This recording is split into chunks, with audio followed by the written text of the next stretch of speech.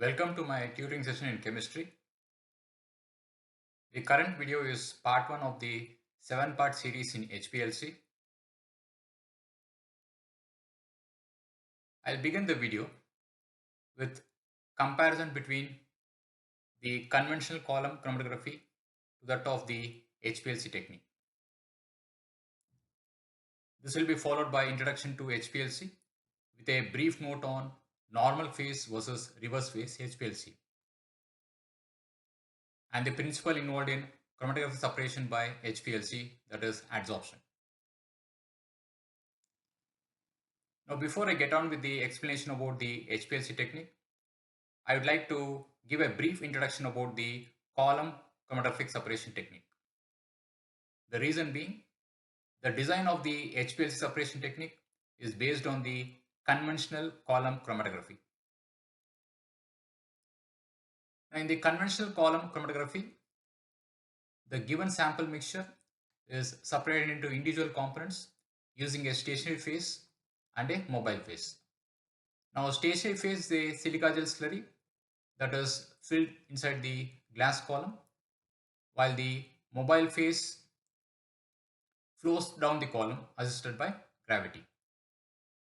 Now, as the mobile phase travels down the column, the given sample mixture gets separated into individual components A, B, and C. So, column chromatography is a separation technique where the given sample mixture is separated into individual components using a stationary phase and a mobile phase.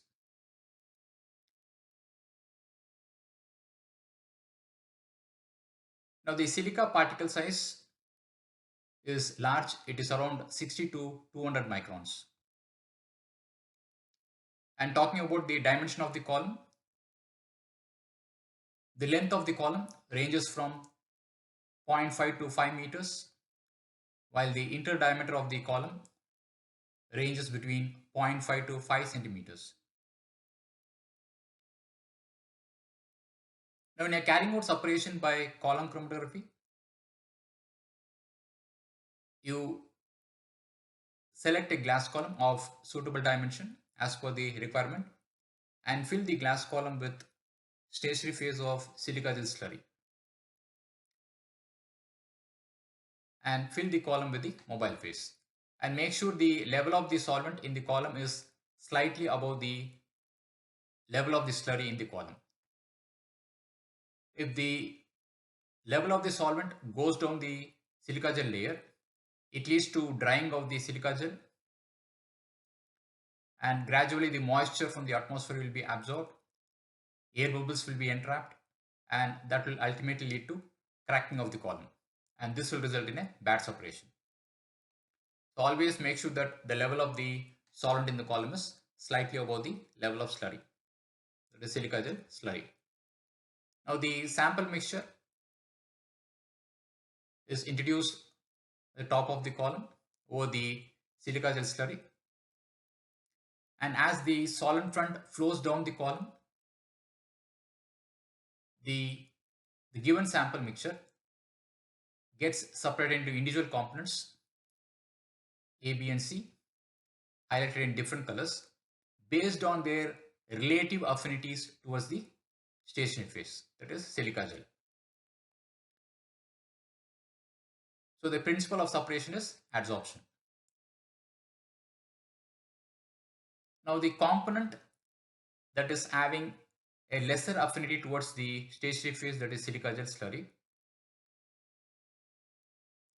it comes out of the column first along with the mobile phase, and the fractions are collected using a conical flask or a test tube.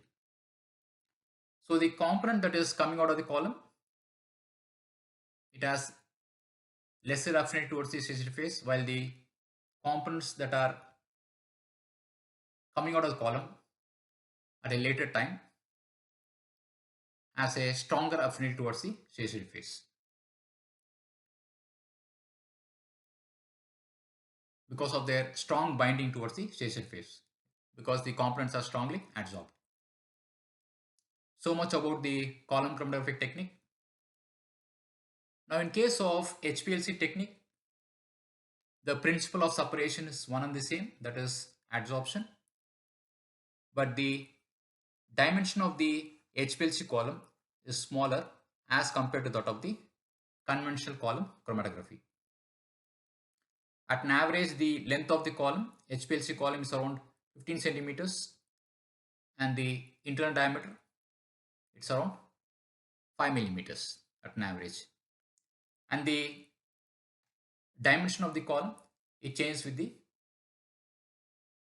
length of the column that is separated for the, selected for the separation process. Now the HPLC column is usually made up of stainless steel material. It is a stainless steel tube which is filled with the stationary phase material. It is tightly packed with the stationary phase. And in case of silica column, HPLC silica column, the silica particle size, it acts as a stationary phase, and the particle size is very small. It ranges around 5 to 20 microns. And the particles are spherical in shape, and they are of uniform size and porous in nature.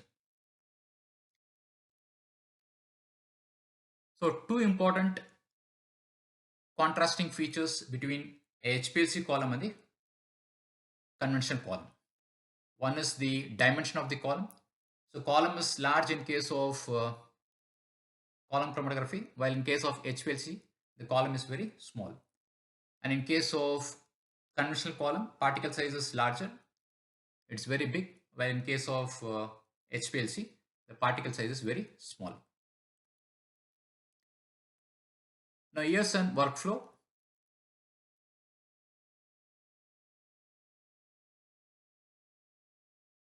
Depicting the HPLC setup.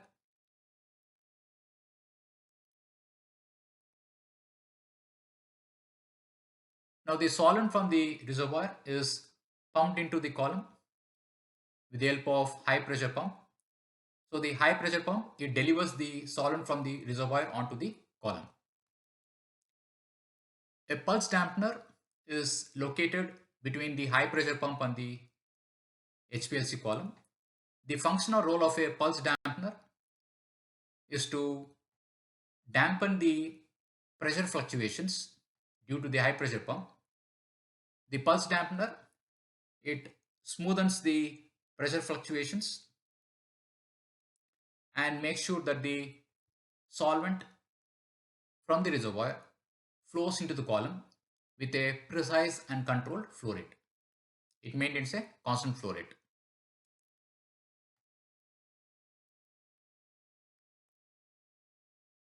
Now the role of a detector in HPLC instrument is to monitor the elements coming out of the column.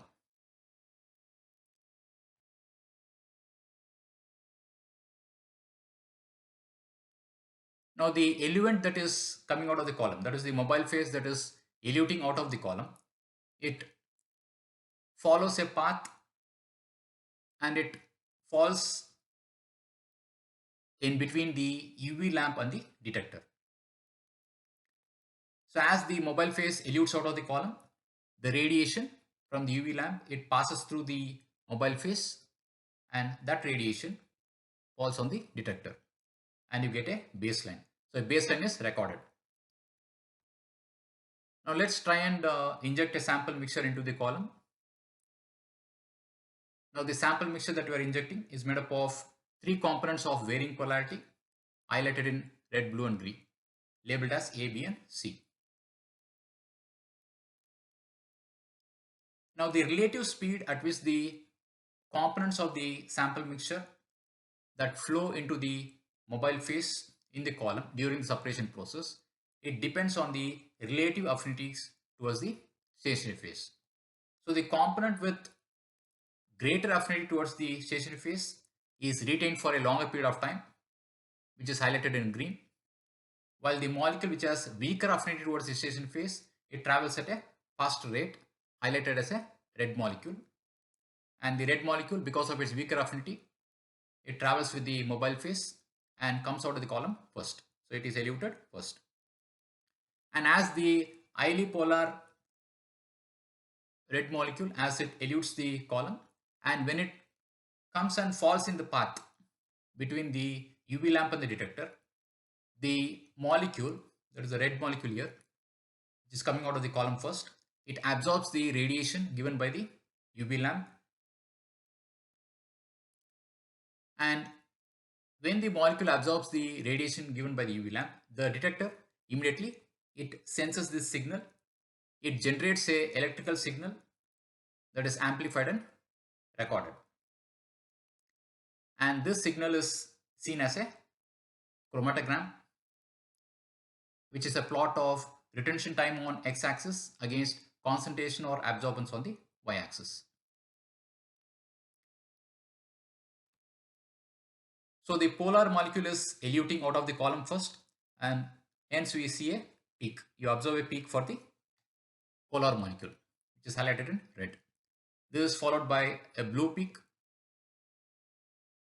corresponding to the molecule of intermediate polarity, and the green peak refers to the non-polar molecule which has greater affinity towards the stationary phase. So why the non-polar molecule is coming out of the column last? The reason is because of its stronger interaction with the stationary phase, and therefore it is retained in the column for a longer period of time.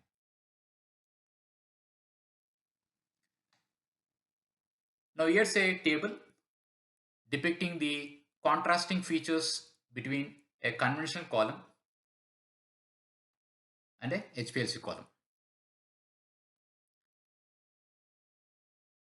Now in terms of particle size,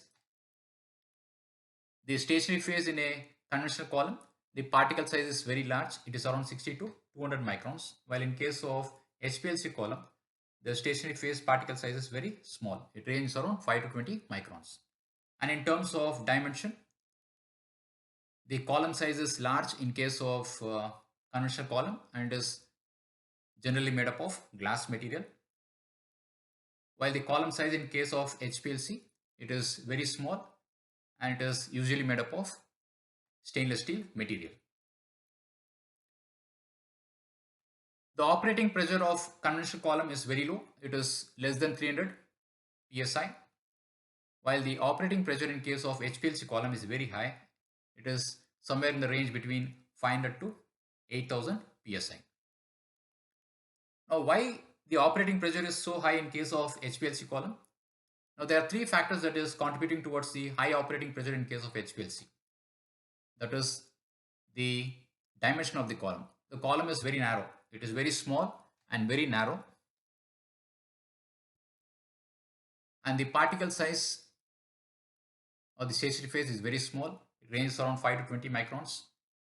And tight packing of the stationary phase inside the column. So small particle size, narrow column, and tight packing of the column with the stationary phase. All these three factors together, it offers a greater resistance to the flow of the mobile phase during the separation process. So during the separation process,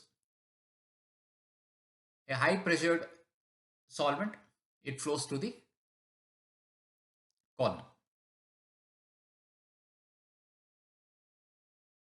So there is a pressured flow of solvent through the column during the separation process.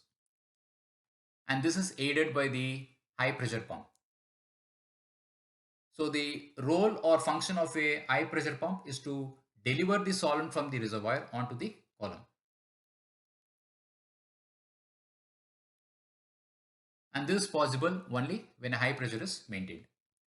And talking about the scale of operation, that is the amount of sample that is loaded into the column. In case of conventional column, it is a preparative scale operation and the amount of sample ranges in terms of milligrams or grams.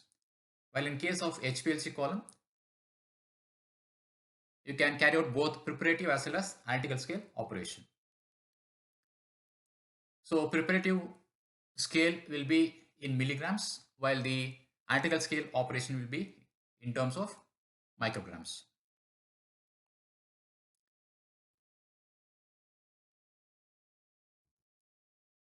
So when the sample is injected into the column, the components of the sample mixture, it flows along with the mobile phase into the column during the separation process, and the relative speed at which these components travel through the column, it depends on a relative affinity towards the stationary phase. So the component with weaker affinity towards stationary phase, which is more soluble in the mobile phase, it elutes or comes out of the column first, while the component which has greater affinity towards stationary phase, it is retained for a longer period of time in the column, and hence it is eluted later. It travels very slower. So the interaction of the green molecule towards the stationary phase is greater, and hence it is retained for a longer period of time, while the interaction of the red molecule towards the stationary phase is weaker, and hence it travels at a faster rate, and hence eluted first. Now the principle of separation is adsorption. Now there are two types of HPLC technique. One is normal phase chromatographic separation, the other is reverse phase chromatographic separation. So the principle of separation is adsorption for both normal phase and reverse phase separation. Now in case of normal phase separation, the stationary phase is polar in nature.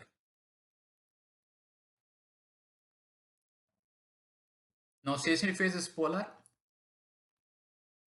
So in case of porous silica column, we find the silica bonded hydroxy groups. Now in porous silica column, which acts as a stationary phase, it is highly polar in nature due to the presence of the hydroxy groups that is covalently bonded to the silicon,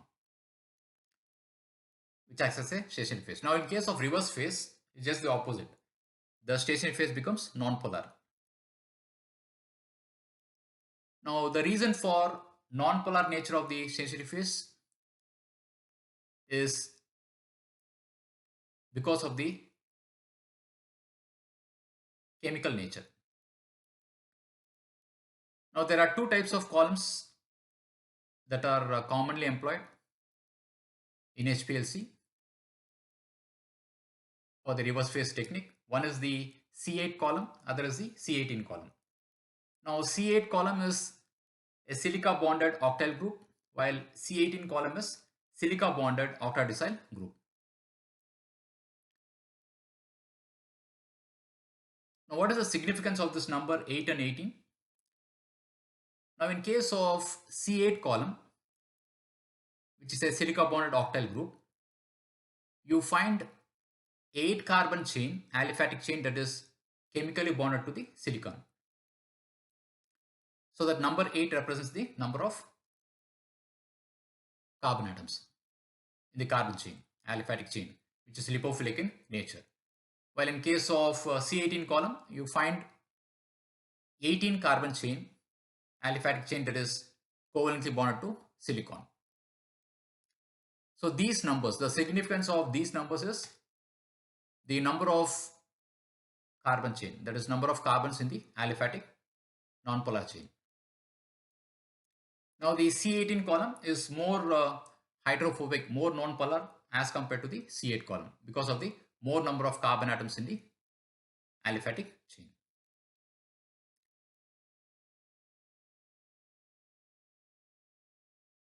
Now the reverse phase technique is commonly employed for carrying out separation of substances of varying polarity from highly polar to less polar molecules. Now the strand-like structures, what you see, that is deposited on the inner walls of the column, they are the non-polar stationary phase, which could be either C8 column or C18 column, and they are non-polar in nature because of the aliphatic chain, hydrocarbon chain. Now coming to the meaning of this abbreviation HPLC. Now HPLC stands for high pressure liquid chromatography or high performance liquid chromatography. The reason for the technique to be named as high performance liquid chromatography is because of its superior or high performance in comparison to the conventional column chromatography, and also because of its good resolution power. High resolution as compared to the conventional column chromatography. And why it is called high pressure liquid chromatography? Because of the high pressure that is maintained inside the column.